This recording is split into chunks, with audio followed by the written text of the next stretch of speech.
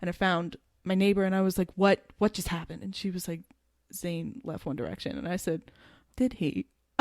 Like, I was like, so we just started crying. So like all of my friends naturally decided to all wear black to school the next day in mourning. As a joke or like? Legitimately. Nothing's a joke. Oh my God. Nothing's a joke. I was so serious about this. Hello and welcome to Given the Platform, the show where we give unsung people the chance to flaunt their extraordinary passions and knowledge. Do you have something that you want to talk about on the show? Contact me at giventheplatform@gmail.com.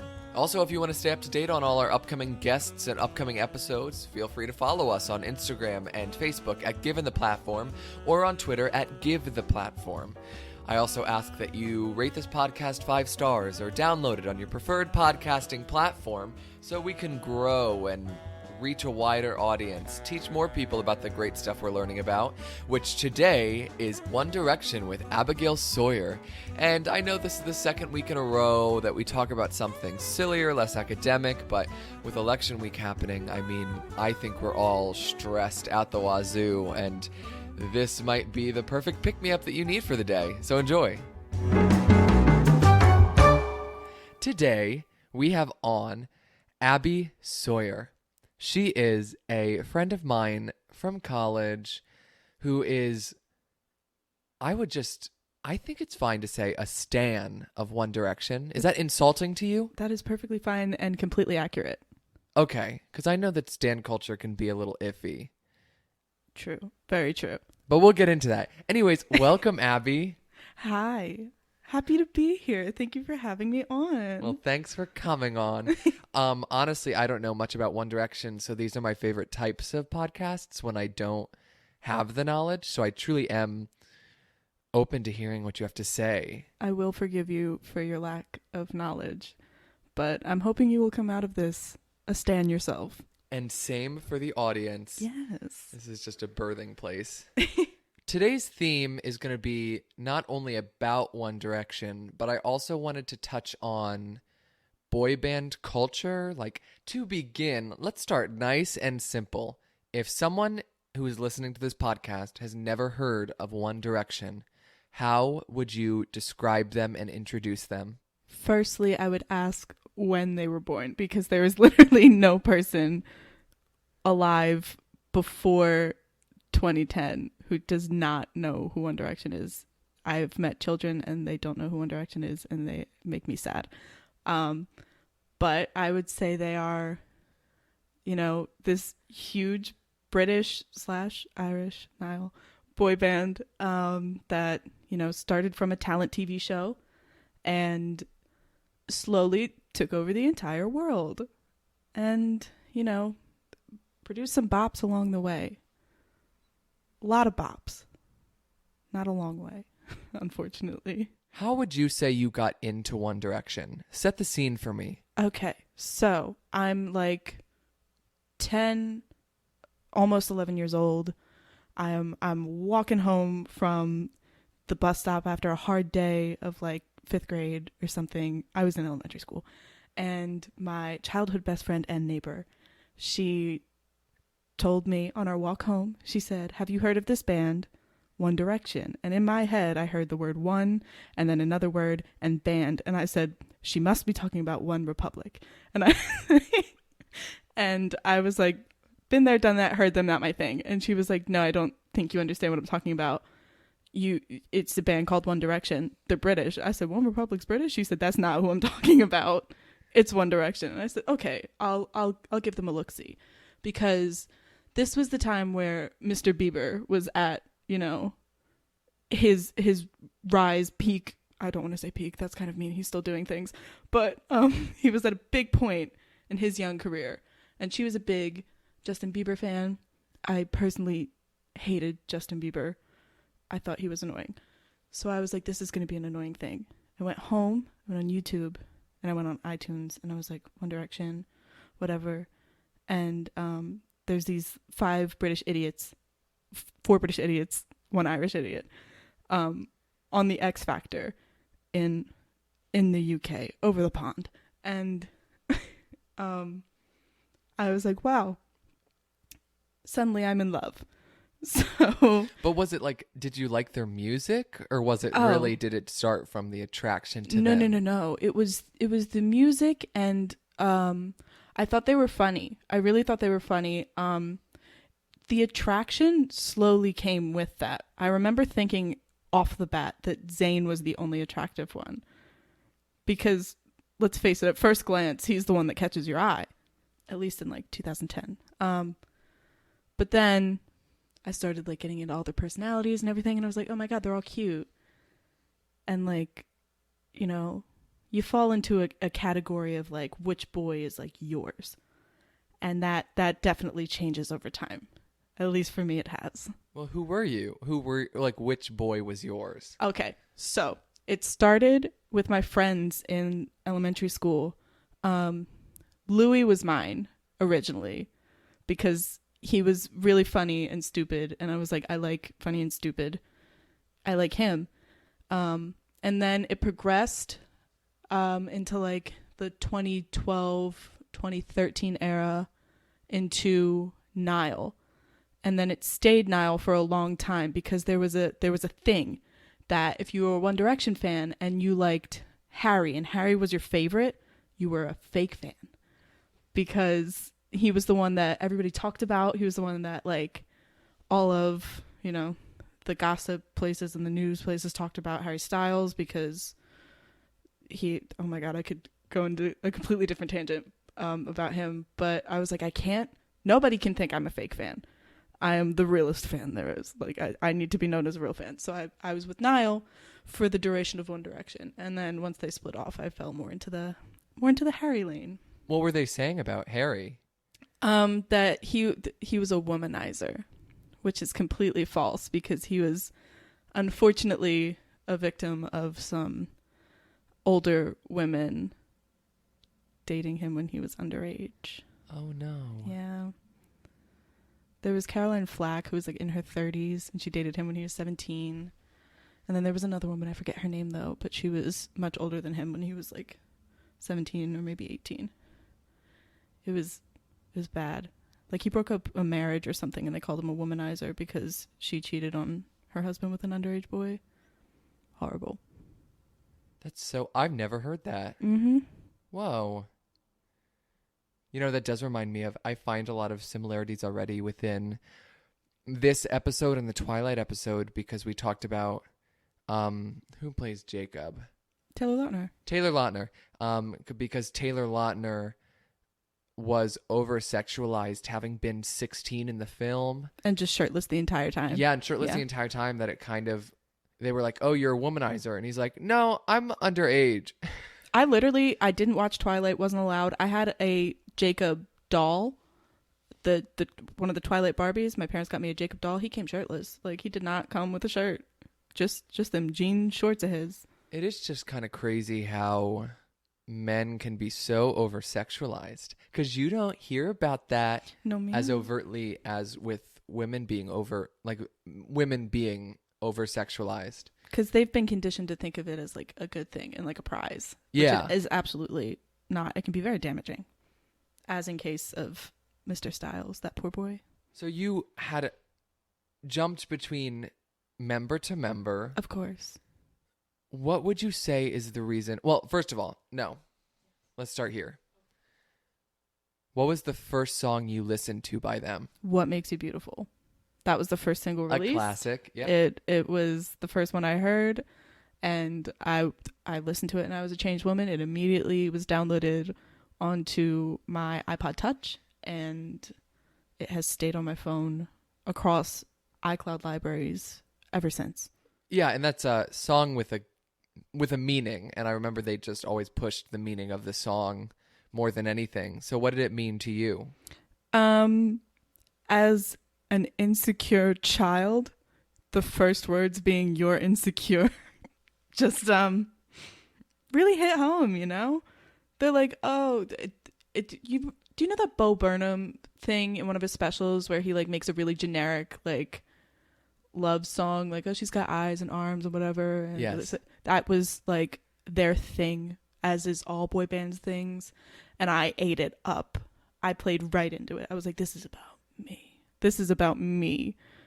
I never even thought that it just started with saying, you're insecure. It starts with the words, "You're insecure."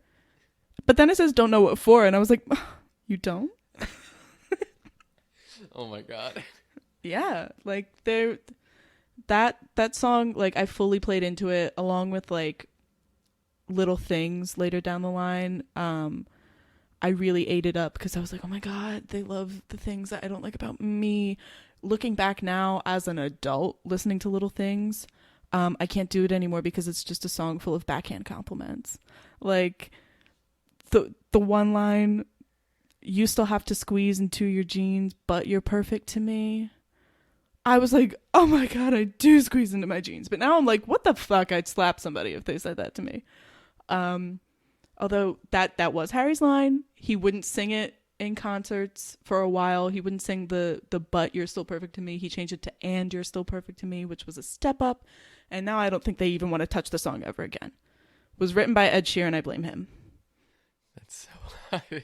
I didn't know about that one. Mm-hmm. I think it's so funny that One Direction was so beloved because it made all these teenagers, not even teenagers, I'd say even preteens, Yeah, definitely. feel heard and understood based on the insecurities that the same industry that produced them Yep. gave them. Yep. The same insecurities that the music and entertainment industry gave them. They were like, I am both your... I inflict the wound and then I heal the wound for you. Create a problem, sell a solution, baby. They were literally. They were using it. So why did you like One Direction so much? What about them spoke to you other than that kind of relatability, that kind of personal connection you felt like you had with their music? It really, like, their music was really fun to listen to because unlike boy bands of the past, like the classic 90s boy bands, like, you know, NSYNC, Backstreet Boys, all them, which I still love. They were different because I heard somebody talk about this. I don't remember who it was, but it was somebody on the radio. They were like, One Direction is different because they have more of a rock sound in their music. So, like, you know, like, it's not like a Boots and Cats kind of like beat. Like, it's not like a real like synth poppy kind of thing. Like, did they play their own instruments? No. Their backup band was great guys.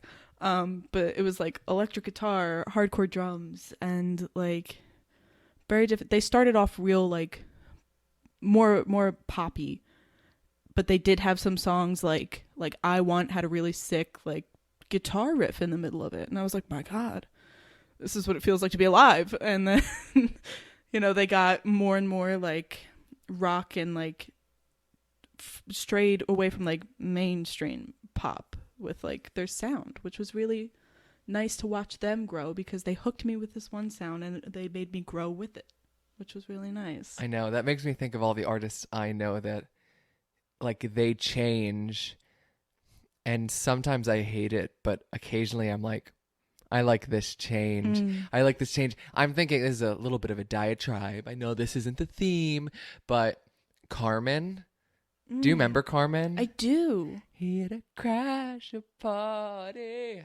Oh my God. We're going to cut that one because that was not in tune, and I'm a musical theater major. I think we should keep it in. That was lovely. I have a reputation to uphold, Abby. I can't just make people think I have no tone. I suppose. But with Carmen and like Crasher Party and Broken Hearted, and then they kind of developed into this way too overproduced pop, which as a kid I liked. And then as soon as I started hating that, they immediately went indie. And I was like, oh, they got you. This is the vibe. Oh, they got you. Oh, and then she became Queen Herbie. And then I know. Okay, this is actually important to talk about because it feels similar to the One Direction vibe of how they split up. She didn't split up with her husband because he became her producer, but she turned into an R&B rapper. And I was so mad that Carmen wasn't a thing anymore because I loved they went from indie album to like R&B rap, and it was something I didn't want. I was so angry at them. And then I looked back, and like now I listen to her music. It's so good. It wasn't something you wanted. It was something you needed. I also needed to grow into it. Yeah. Sometimes that happens. But also, I'm glad I did grow into it because there are artists who I really love, and then they release an album, and I'm like, go back, go back, go True. back, please. Okay, yeah. But other than that, quick little diversion. Why would do you think that other people liked One Direction for the same reasons as you, or maybe the common appeal to them was different? At least everybody around me, I feel connected to them in a similar way I did. There were definitely people who were just like, oh my God, they're cute boys who sing. Let me just like get into this. But that made you seem like a fake fan, and people would snuff you. People would snuff you out. People would call you out.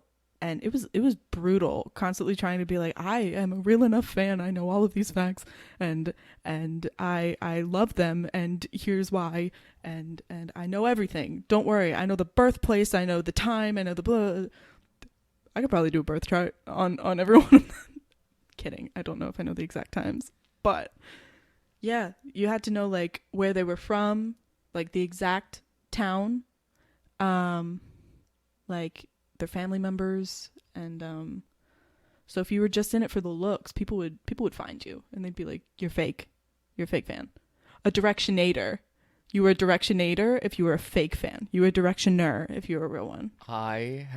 That's so intense. It's very intense. If someone called me a directionator, it would ruin my week. Did someone ever call you a directionator? No, ma'am. I made sure. I think it's so funny that one of the reasons that they had such an appeal was because people just wanted to prove that they had an appeal to them.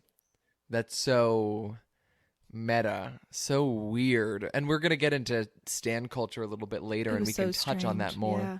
But speaking of this culture around them, I know they broke up. How many years has it been? Oh my God, they broke up 5 years ago now. So it's been 5 years, and I know that there's a resurgence of a lot of pop culture trends in quarantine, especially because everyone's on their phone. Everybody's in regression mode. Yes, talked about the same thing in the Twilight episode. All these old things from that time period of our childhood is coming my back Spotify up. rewind is going to be fucked this year. So would you say that the One Direction fan base is still going strong? Did it die down and then resurge, or was it always like there was a backbone the entire time? There was always a backbone, because those little shits, when they announced their hiatus, said 18 months. And everybody has held out every year since. This past July was their 10-year anniversary as a band. And they were like, so many hints were dropped to something big coming. And the entire fan base went full clown mode.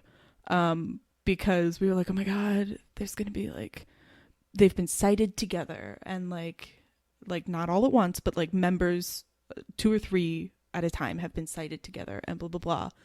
And we were like, something's going to happen. They're going to do something. They're going to drop something big. This is going to be so... We were thinking it was going to be the Infinity music video, because there's proof of them shooting it. There are pictures of them from 2015 shooting it, and it's not anywhere. They never released it. So we were like, oh my God, it's going to be... They're going to find... They made a website. They made a website that crashed all day. And like... They're like, relive your favorite memories. Take this like quiz, like these certain things, and then we'll give you a personalized playlist and some things to download. So I did it, and I'm like, these are just, you just rearranged like songs in my library and put them in a playlist for me. I was full clown mode, and I'm still disappointed because I'm still holding out. When was this website? It was in July 23rd. I don't know if it's still up. I haven't been on it ever since I was so greatly disappointed. But they also like alluded to something happening on Liam's birthday. That never happened. Liam is now fully on TikTok. Being a TikToker. He's got a kid. 3 of them have kids now. So I missed that. I am not losing hope. I'm I know there has to be a reunion tour. They haven't toured an entire album. Their last album, they went on hiatus before they toured it. So there's got to be. Liam is a little shit. He's the worst out of all of them, because he'll go on radio shows and be like, oh yeah, of course we're going to get back together. We're going to tour the last album and we're all going to perform our solo songs with the last album. It'll be like a big like happy family reunion thing. And I'm like, checking my watch. Where is it, Liam? Hello? I'm growing impatient. They always hit me at my brokest too, so I know I will be like in debt, and they're gonna be like, reunion tour. I'm gonna be like, all right, time to take it alone. I do understand where he's coming from when he says that a tour is going to happen. It feels inevitable. Oh, absolutely. Well, I mean, just think of every boy band. I'll be in my 30s. Like, yes. Fully rolling up, renting a van, pushing for floor seats. Oh my God. No kids. All my money will be saved for a One Direction reunion tour. Bringing up the ladies from my past, all going together. I also love how you reference yourself as a One Directioner, like throughout the, like even during hiatus. Yeah. Like you hasn't still stopped. stayed strong. Yep. Hasn't stopped. My own personal interest dipped for like a second, and then like it was like my senior year of high school. I was like, I have bigger, more important things to focus on. I need to get into college. And then I got to college and I was away from home for the first time, and I felt very alone. So I said, time to regress. And I went fully back into my One Direction phase. Not even a phase. I just like opened the album on Spotify. I played the entire discography and I said, yeah, I'm back, baby. It never went away. Now, I'm not here to play pathologist or psychologist, but the way you talk is so much, and I keep referencing the Twilight episode because it is of a similar topic of a cult following to a pop culture sensation of the same time period. The way you talk, there's such a personality and a list of attributes that come with any group or any sort of fan base from that time period of people who are just very self-aware of how ridiculous being a stand for like the group is, and how like as much as they love the group, they're also like, but also I'm a crazy I'm a crazy person. There's no way not to be self-aware in the fact of how crazy it is, because you get told to your face all the time. Like even as a child liking One Direction, there were grown men telling me that's a stupid thing to like. Even when they broke up, there were people like, why they're not even together. I'm like, so I still enjoy things. I'm gonna enjoy the things that I like, but people will tell you to your face that they think it's ridiculous, so you kind of go with it. And I think that there's such a common trend that things that teenage girls like, or preteen girls, are like, people take giant dumps on all the passions of a young teenage girl. And I'm not saying that I think that Justin Bieber and One Direction and Twilight is the epitome of fine art. No. But at the same time, in referencing male, like, fan base, what I say fan bases, but male pop culture, like what the teenage and preteen boys like, it's just as trashy, but it's not nearly as taboo. No. Which I think is so weird that, I mean, do you have an idea as to why that is, other than just misogyny at its finest? I really don't know. Misogyny at its finest is exactly what it is. I don't know what other reason it could be, because I could sit here and point out every single plot hole in the Star Wars universe, but it's not going to be any less beloved. So, like, I don't understand why people pick at teenage girls, because roping back to Mr. Harry Styles himself, he was asked in like an interview, like, what do you think, like, how do you feel having your fan base made up of like mostly young girls? Like, how does that feel for you as like a guy?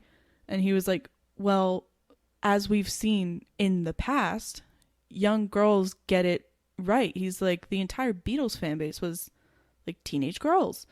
And he's like, teenage girls know what they like and they stick with it because they know they like it. They're not that ashamed of it.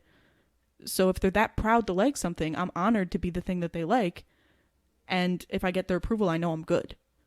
So, like, king of erasing misogyny one, but like it makes no sense because there are times where I do myself fall into a little bit of internalized misogyny, and like that thing with like the Visco girls that happened with like the Hydro Flask and the puka shell necklace and the big t-shirt. I was like, what a stupid thing. And then I was like, this is what I looked like when I was fully buying my stupid One Direction shirts from Delia's, that like little graphic tees, off-brand, like anything.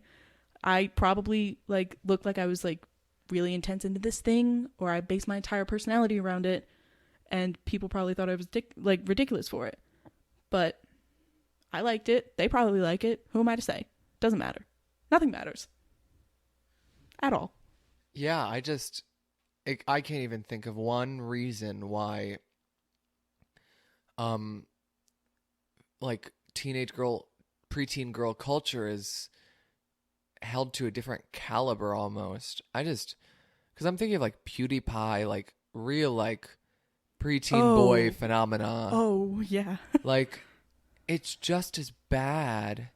But if a girl likes that, they're chill. They're fine. They're chill. Yeah, exactly. Yeah. And I was even thinking about that. I was like, well, girls do like a lot of stuff that guys like, and then they're like the cool girl. And God forbid if a guy likes stuff that a girl likes. If like a guy in 2010 was like, yeah, I really like One Direction, he would, I don't even know. And it's almost created this culture of, I think that's also one of the reasons that stan culture was created, like to have that safe haven, to have that protection. Absolutely. Of a group of people that can band together to face a ridicule. What was one thing that you heard a lot from people outside the fandom towards you, like critiquing or making fun of why you like One Direction? Like, what's some things that you were told that stood out? I was almost exclusively told like every day by like the boys I went to school with that I was stupid for liking One Direction because they're gay. They make music for girls that teenage girls like, so they must be gay. Gay, like literally gay, or like just like gay in the sense that a teenage absolutely boy would have say? No idea. You can never tell them. Either way, like my response to that was just like, so what? Like I think they thought that I was just like attracted to them, and that's why I liked them so much, and that I was stupid because they were quote unquote gay, and they'd never like me back for that reason. I'm like, they'd never like me back because they're like 20 years old and I'm like 13. That's why. First of all. Second of all, if they are gay, who cares? I like the music. No, I know it sounds like it didn't hit you hard now. Like, in thinking about it now, you're like, that makes no sense. At the time, I was like, no. They're not gay. They love me. And all 5 of them are going to marry me. Yeah. So in a sense, it was delusion. So in a sense, you were coming from similar places, as in like they thought you only liked it because you were attracted to them and you thought you were going to get with them. True. At the same time, you laugh about it now, but you were thinking the same thing. Oh yeah, I would fully just shave my whole body before going to a One Direction concert, sitting in nosebleeds, thinking that the spotlight would catch me in some way, and Niall Horan would be like, "Hello there." I can't do Irish. But it's fine. You know, he would bring me backstage or something.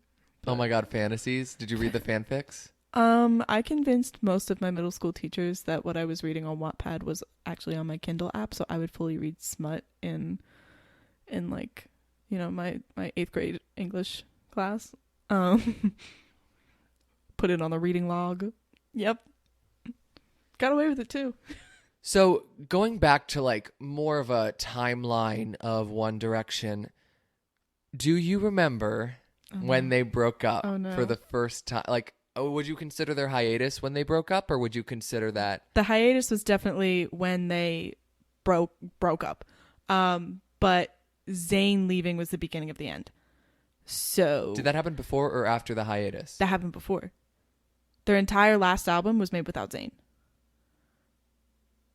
You didn't know? I knew that Zayn left. I forgot where it stood in the timeline. No, that happened in 2015. They released the album and then they were like, bye. But when Zayn left, I was in school. I was a freshman in high school. He did it in the middle of a fucking school day. to where I barely had service in the school, and I just got Twitter notifications out the fucking wazoo. And I was like, what is happening? These are all like One Direction related Twitter notifications. I can't get on the Wi-Fi. And here I am, like, tearing through the hallways, trying to find somebody that I was friends with who I know, like, likes One Direction. And I found my neighbor, and I was like, what just happened? And she was like, Zayn left One Direction. And I said, did he? Like, I was like, so we just started crying. And it was like the shot heard around the world. Like, so many girls in high school and like any sort of school were just there were news reports of like teenage girls breaking out crying in the middle of class. What happened? And they were like, oh, Zayn left One Direction. And like, it was such a big thing. Stephen Hawking made a joke about it. Stephen, you know, the theory of everything, Stephen Hawking. I know Stephen Hawking. He was talking about like the multiverse theory, and he was like, he made a joke where he's like, there's a universe where Zayn is still in One Direction. Oh, I remember that. Yes. Yeah. It was that big. So like, all of my friends naturally decided to all wear black to school the next day in mourning. As a joke, or like legitimately? Nothing's a joke. Oh my God. Nothing's a joke. I was so serious about this. We all were black. But I feel like everything's a joke about it now. Because it's like, it's seen now as like almost ironic to like them, but like ironic in a cool way. Like, it's like Twilight now. Yes. Yeah. But yeah, that was the beginning of the end. And then they released the album, and I was like, a glimmer of hope. It's not the same, but I still like it. And then they're like, BT dubs, no more. We're going to go on an 18-month hiatus. And at the time, I was like, that makes total sense. Because the way they were working was they would put an album out, they would go on tour. And while they were on tour for that album, they would record the next album.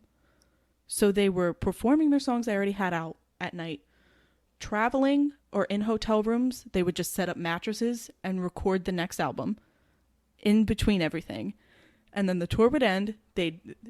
Every November was a One Direction album for like 5 years, every November. And so they record on tour, and then they'd put the new one out. They'd do it all over again. So when they were like, we're taking an 18-month break, I said, finally, like, don't you need like sleep or something? And then month 19 hit. And then it was a year, and then it was 2 years, and here we are 5 years later. Still no One Direction. Now, they did start going into solo careers. How far after the hiatus was that? I believe Niall was the first one to release solo music. Now, I need to know your hot take on their solo careers. Okay. How did you feel at the time? How do you feel now about it? Or no, wait. No, it wasn't Niall. Zayn went first. Zayn released his album in 2015, which is when they released their last album and then broke up. So while I was listening to their last album, Zayn dropped his, and I was like, huh, what do I do? So naturally I listened to both. Speaking of which, Mind of Mine by Zayn Malik, not a bad song on the album. Not one. He did not miss with that album. Excellent way to break away from the band. Next was Niall. He did Flicker. And This Town was the first single off that. And I remember my friend being like, oh, Niall released a single. And I was like, oh my God, another one. They're doing it. I'm like, once Niall released his, I was like, oh, it's over. Like, it's got to be, there's little hope of them getting back together. Was this during their 18-month hiatus? This was like past the 18 months. Got it. Yeah. So once Niall released his, I was like, there's little hope of them getting back together for another album. Because Niall really, from an outside perspective, he looked like he enjoyed being in the band the most. So he released his first album, and I was like, oh yeah, pretty good.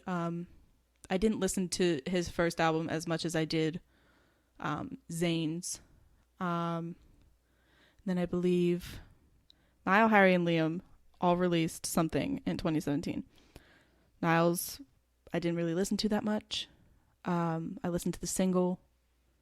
It was sweet. It was nice. It felt almost too much like One Direction-y for me, which is weird because I like them so much. But Zayn's was very different. So, I don't know. I kind of wanted something more, I guess. But then Harry released Sign of the Times on his end. And I was like, whew, that's new. And I ate that up with a spoon. So it seems like you liked Harry's solo career the most. His hit me the most because I really liked Zayn's. And Harry was like more of like a classic rock kind of sound. I was like, this is really nice, and I think he can really pull this off. Because Zayn's was more like R&B, and I was like, he works that well. And then Liam released Strip That Down, and Strip That Down was like a dance track kind of thing, and Quavo's on it. He's on it. And, you know, I was listening to it. I was like, okay, it's got like, there's a beat. And then the line, you know, I used to be in 1D. Now I'm out free comes up in the song. And I said, oh, ow. That was like the first real sign to me that they maybe like, besides Zayn leaving, that was like the first real sign that maybe the rest of them weren't enjoying themselves. And I was like, it didn't help that I didn't like the song either. I didn't like it. Liam, funny guy, don't like his music. And then Louis very later released his own music, which, like, he sounds more British in it now. He sounds very British in it. Which, like, it's good. It works for him. But, like, I only like a couple of his songs. And would you say the fan base took it about the same as you did? In terms of which ones they liked, which ones they didn't like? This is where it gets interesting. Because there are definitely people who supported the band through and through, like, wholeheartedly, just like I did. Like, it was like their thing. And then they all broke off. And when Zayn released his stuff, everyone was like, yeah, support Zayn. We're gonna do both. And then once everybody released their own solo music, they all sound fairly different from each other. So you're not gonna like everything that they put out when they're not all together, because they don't have one cohesive sound. They're different people now. So naturally you're gonna fit into like a lane of whose music you like the best, and that will develop into a new stan. So I fell into the Harry lane, but there are still people to this day who completely like organize their time between all five of them, and they support them all evenly, and then they look down upon people who don't put all of their time into all of them. I'm like, that is so many artists that I would have to stand. I don't think I could do it. Would you say if you had to choose between being, because it seems like Harry is the number one out of solo careers for you. Yes. Would you say if you had to choose between Harry keeping his solo career or having One Direction again, which one would you pick? Like, do you like Harry's stuff better? If you asked me when, in like 2017, when they were all releasing stuff, I would have said, it's great they all have their solo stuff now, but put them back in the band. But now that I've seen them like do their own thing and see how much more they're enjoying themselves, like being away from that environment, let them keep their own careers. Maybe give me a reunion later on down the line. Yeah, but let's be selfish here. So let's imagine that they get back together, and in this dream scenario, they're happy and it's not an issue. In terms of how you like the environment of them being together, the music, the stan culture, would you prefer Harry's like as a solo career or One Direction? I don't. You hit me. I'm here. I'm here to ask all the hard hitting questions. Oh my goodness. It's tough because One Direction was like when they broke off, they were moving down like an avenue of music that was like they were kind of settling into their own sound, and it was getting like really nice. So I feel like if there was like one more album to go off of, I would have a more concrete decision. I guess because I feel like they peaked with 4. So I guess I clearly, for those of you who can't see, there is a giant 4 flag behind me. So I guess I'd have to go with Harry's solo stuff, especially now after Fine Line. He just really, he did the damn thing. He did. Yeah, I can get a vibe from this all that, yes, you are a One Direction stan. And this is not for you, but in general, yes, people love One Direction and they have this stan mentality. But as mature, grown people, it's almost the nostalgia of when One Direction was around that is so good about it. Yeah. And you wouldn't take that again because you're not a kid anymore. You want the maturity of what Harry Styles seems to be putting out nowadays. So in the same way that I asked you at the beginning to describe One Direction as a band to someone who's never heard it before, this one's going to be a little bit easier. How would you describe, in general, the One Direction fan base to someone who hasn't been exposed to it before? Fucking insane. Terrifying. Literally so scary. But in the best way. Yeah, so what would you say is like, name like some good things about it and then like some really bad things about it. Okay. So like award shows based on fan voting. Swept. If One Direction was nominated, the only competition they really had was Justin Bieber. And usually it was like tooth and nail wars. It was really nice because like you could go to a concert and just talk to the people around you, and it was like you knew them forever because you had a common background. Everybody knew the same things. Did you make friends from those concerts that like maybe you still have today? No. Unfortunately, I attended, if my mother listens to this, she will kill me. I attended the concerts with my mother. So I feel like there was a mom block, you know. But you would have. I would have. I was busy turning my mother into a One Direction stan. She still knows the words. Is she a One Direction stan? She's not a stan, but if a song comes on, she'll vibe. She'll sing. Nice. Yeah. I put in work with that. I put in time and work. That was intense. But yeah, along the scary side, there, oh my God, on Twitter there was like Plastic Bieber Twitter account that would like send death threats to people who didn't like Justin Bieber, and she was like horrible. There was a Mr. X scare. Somebody, we don't know if it was a fan or like some actual person who like tweeted out to like stan accounts that they were gonna like kill Harry Styles on the Today Show.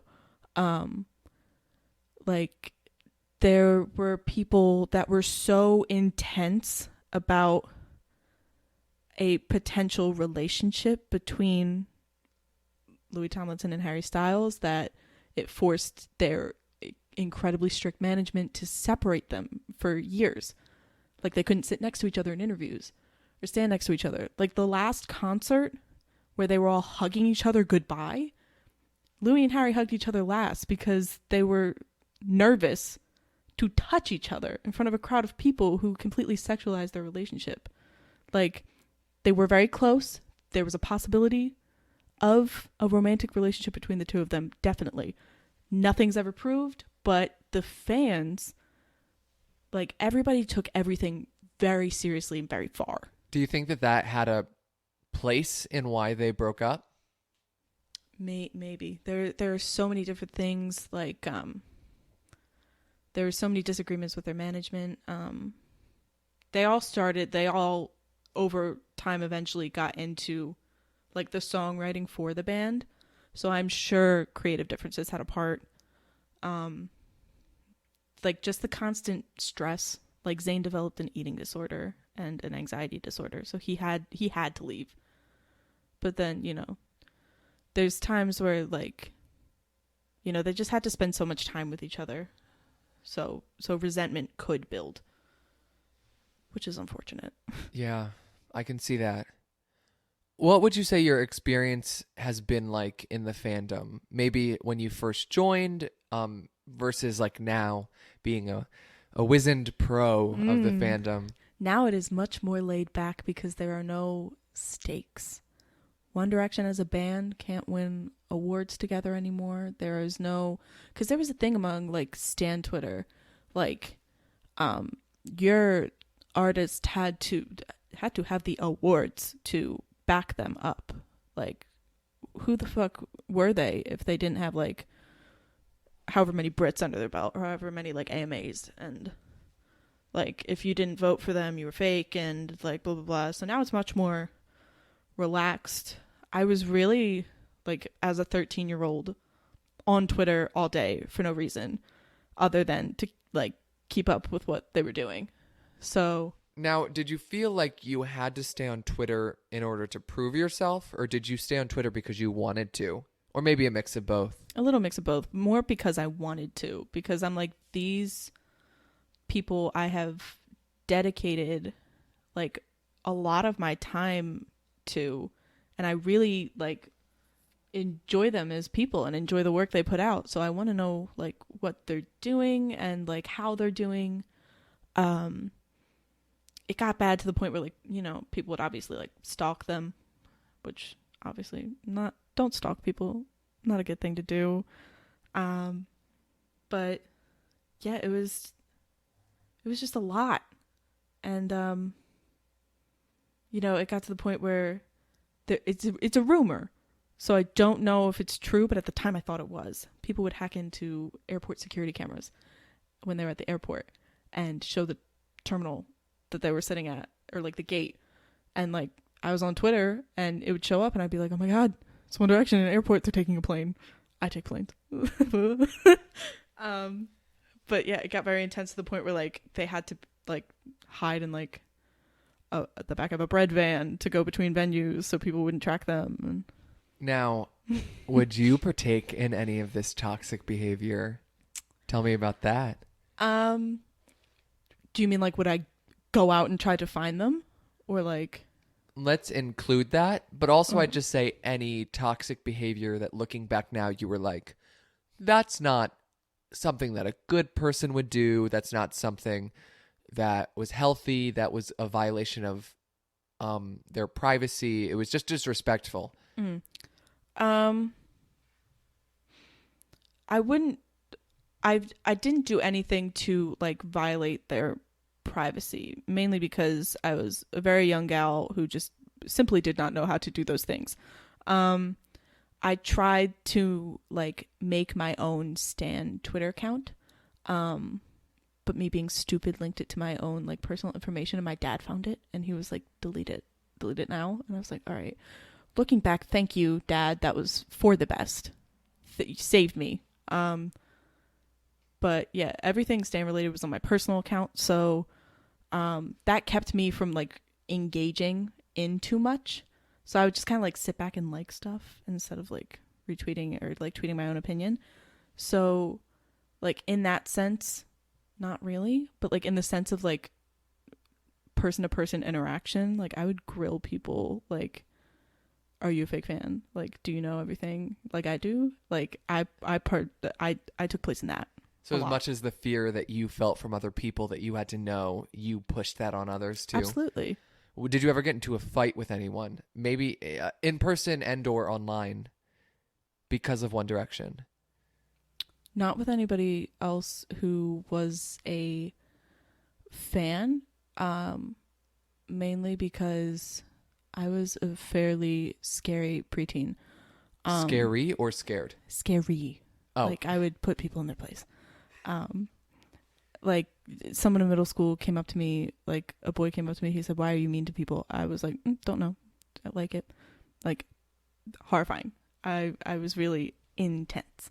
So like if another like One Direction fan was like, "Oh, I like Harry," I said, "No, the fuck you." I was like, "No, sit down. You don't really like them. You like Harry? Directionator, fake fan. I know all these things. Do you?" And like they wouldn't get to speak. I'd be like, "Yeah, no, shut up." Yeah. I have since learned, for everybody listening, I'm a very calm and nice person. I'd like to think now. So sorry for anybody who I traumatized in middle school. I was not a nice person. It's middle school. I It's can middle forgive school. you. Yeah. So, okay, you have this experience now with the fandom of both. It seems like you might have enjoyed it as a kid, but looking back, it wasn't the best. Now it seems like it's a lot better. Would you say, okay, in your opinion, do you think that fandoms are good for kids and preteens? Do you think they're good for teenagers or maybe older people who have that detachment from it all? Or do you think they're really kind of not good at all and we should work on dismantling them?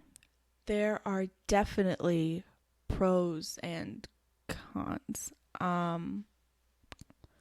The pro to it is like it gives you a sense of identity and it gives you something to attach yourself to and it helps you navigate difficult things. And it's a shared experience. There's other people doing it.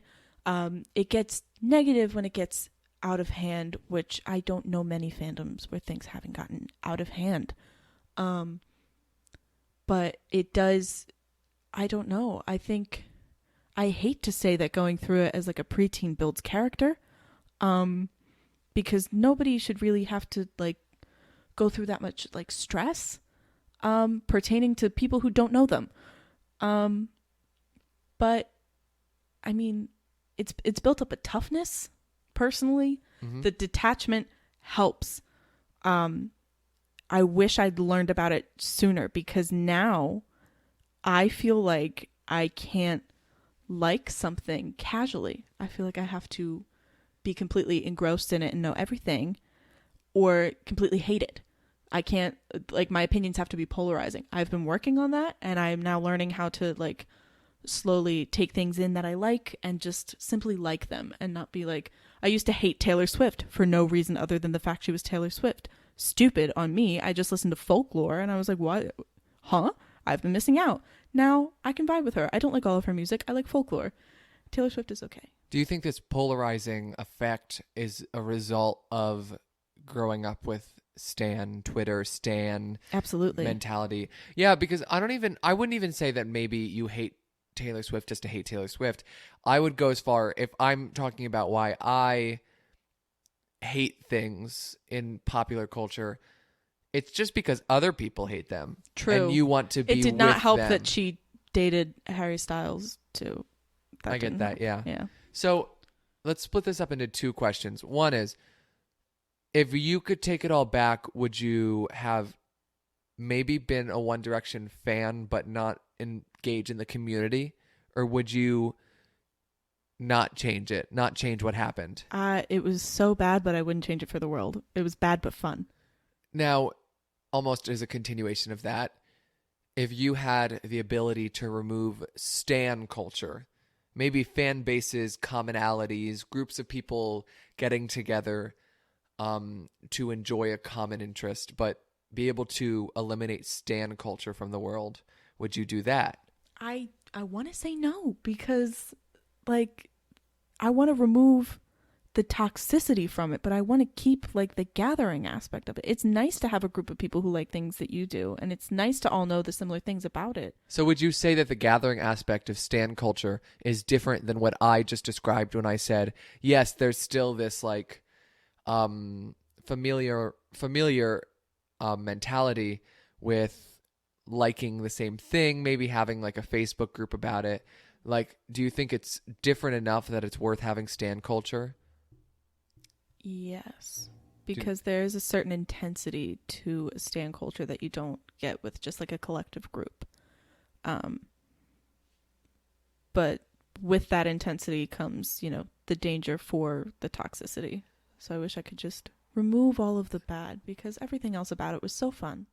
And you don't think that stan culture should be reserved for a certain age group? No, not at all. Wow. So you think preteens like should still be exposed to it? Yeah. That's interesting to me.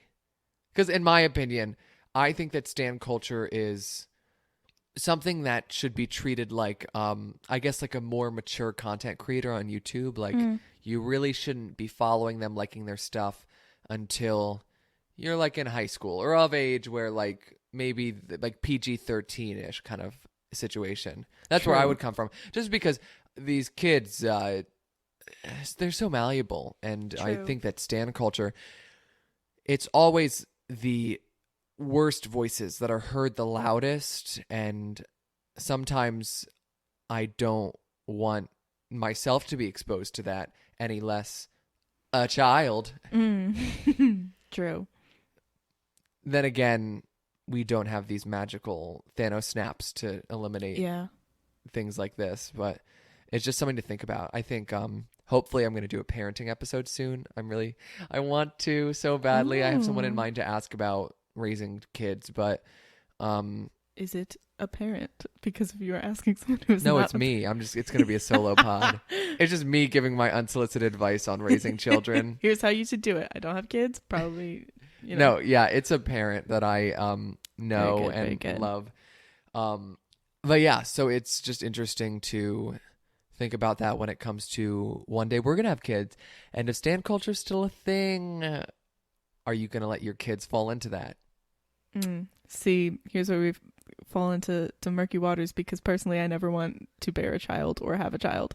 That's fair. Hypothetically though, if I did have a kid, I feel like as a parent I would want to like do some background on like the fan base, like on the low. Ruin it for them by you becoming a stan? By me being the stan. That is absolutely what would happen. But like if it's something that like breeds like incels, I'd be like, no. But like, I don't know. I feel like it's hard for me to like even detach myself from stan culture, because like I grew up with it, and it's because it's part of who I am. So it's hard to imagine myself without that part of my identity, so to speak. Okay, let's do rapid fire. Ready? Oh, okay. Okay, let's start. Favorite song? Oh my god, that can't be rapid. Fireproof. Okay. Why can't it be rapid fire? Favorite song just hits me sometimes. I forget, but no, my favorite song is Fireproof. Why? Oh my god, because it was jarring at the time. It was very different to anything they'd ever released, and it was very nice and pleasing. Okay, in total, like out of all the years combined, favorite member? Harry. Oh, I held my breath. Oh my god. Directionator. Trauma. Favorite memory, seeing them live? Oh, I saw them twice with 5 Seconds of Summer opening for them, which was really great. That was fun. But like favorite specific memory? When they sang Teenage Dirtbag live on their tour. Favorite One Direction fan fiction? It's cliche. Everybody knows it. It's got to be After, because that was the only one that was a series that I read all the way through. Looking back now, it's so corny and gross. Favorite thing about One Direction? The fact that they were just all like regular boys, and they weren't like industry plants or anything, and they just were very relatable and Except funny. they're not industry plants because they started on X Factor and they were put together. But you wouldn't consider that an industry plant? No. Because an industry plant is like people who are sought out and like, oh, you would make a good this type of singer or whatever. But I mean, they were independent artists that were like sought out and been like, oh, you would make a great boy band. Well, they were all eliminated from the show, and they were brought back, and then they were put together. So like it was just kind of, I blame Simon Cowell for everything evil in that band. But yeah, I don't think they're industry plants, because they came from, regular people backgrounds. Harry Styles used to work in a bakery just like me. Twin. Least favorite song? Oh, Steal My Girl and Story of My Life make me want to put my head through a wall. Least favorite band member? Liam.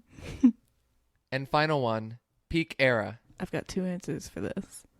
If we are going hair-wise, if we are going hair-wise across the board, I'd say 2012, 2013 was their best year. If we're going album-wise, 2014, because 4. Got it. Okay. At the end of every podcast, I ask all of my guests, if you were in my shoes and you were interviewing yourself, what would you ask yourself that I have not touched on yet? And then go ahead and answer that. Okay. I would ask myself, what is your biggest regret regarding your time spent in the One Direction fandom? And it is absolutely the fact that I waited too long to get tickets to the Up All Night tour, because that is the only tour I haven't seen a concert from, and it haunts me to this day. Like really haunts you? Yeah. I could have gotten lawn seats, but I was too late, and I think about it periodically, that I've been to every other one but that one. And they read tweets out at that show, like, a lot. I could have been one of those tweets. That's such a sad note to end it on. Yeah. Aw. Well, when they have their farewell tour, I will be first in line. Exactly. Elbow checking children. It will be me. You either die the hero or you live long enough to become the villain. I'm the villain. I've become the villain. So for our final question, go ahead and plug your social media. Where can the audience reach out to you to talk about your mutual love for this amazing boy band together? Oh, of course. My Twitter isn't nearly as exciting as it was during peak Stan times. But my handle is at Abigail Sawyer with 2 L's because somebody stole my name. My Instagram is, what is it? Oh, my Instagram is abigail.sawyer. That is ABIGAIL.Sawyer. And if you want to check out my art, because I am an animation major, my art Instagram is abbysawyer.art. ABBY Sawyer.art. I love how you didn't spell out Sawyer. Oh my God, Sawyer! No, you don't have to. It's fine. No worries. I think it'll all be on the description and stuff. It's just lawyer with an S. Sawyer. Close. Thank you so much for coming on. Thank you so much for having me. Let me say, these kinds of podcasts where I truly know nothing about it, and I don't mean this as a rude thing. I didn't come into this podcast being passionate myself about One Direction. When you said you wanted to talk about it, I said yes, because I mean, honestly, like, that's really the goal of this, to learn. A man needs content. No. At the end of the day, it's for my own personal knowledge. This is just a documented pursuit of my continuation of academia. Beyond school, as a fancy way to put it. I'm glad to provide you with One Direction Academia. No, truly, I think that One Direction is not something that I knew a lot about, but it was still so interesting to hear about it. Thank you so much for giving me your knowledge and allowing me to learn about this, because it is truly interesting to hear about all this stuff I never knew about before. Of course. Question. Are you on your way to becoming a stan? I don't think I could ever join the One Direction stan base, because I will... It's much more welcoming now. I mean, you can call me a Directionator all you want, because that's probably what I will forever be. Ooh, okay. I'll hold you to that. I will call you a Directionator from now on. Yeah, because I mean, I know it's an insult, but at the same time, detachment. Come through, detachment. Like, I know for a fact... You can call me a Directionator because I know a lot now about One Direction, but at the end of the day, I don't know if I can love their music enough to be a true Directioner. I'll let it slide. Thank you. I will see all of you listeners later. Thank you so much for listening. I hope to see you next week. Who knows what next week's going to be about? I don't even know when this one's coming out. But thank you so much for listening, and I'll see you guys all very soon. Peace. You're insecure. Don't know what for. You're turning heads when you walk through the door.